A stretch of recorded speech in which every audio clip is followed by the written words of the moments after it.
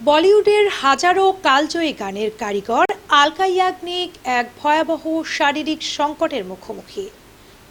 তার জাদুকরী কণ্ঠ কি আর শোনা যাবে না নতুন কোনো অ্যালবামে?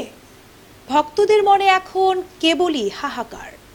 এই করুণ পরিস্থিতির নেপথ্যে আলকা নিজেই জানিয়েছেন, এক ভাইরাল অ্যাটাক থেকে তার শ্রবণ শক্তি মারাত্মকভাবে ক্ষতিগ্রস্ত হয়েছে।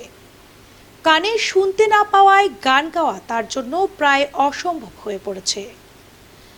দীর্ঘ সময় হেডফোন ব্যবহার এবং উচ্চ শব্দে গান শোনার প্রভাবেই এই স্নায়বিক জটিলতা তৈরি হয়েছে বলে ধারণা করা হচ্ছে। চিকিৎসকরা তাকে গান থেকে সম্পূর্ণ বিরতি নেওয়ার পরামর্শ দিয়েছেন। লতা মঙ্গেশকর পরবর্তী যুগের সবচেয়ে জনপ্রিয় এই গায়িকার অসুস্থতায় সোনু নিগম থেকে শুরু করে অরিজিৎ সিং সবাই মর্মাহত। এক দো তিন থেকে আগার তুম সাথ হো, আলকার কণ্ঠ ছাড়া কি বলিউড সঙ্গীতের পূর্ণতা সম্ভব?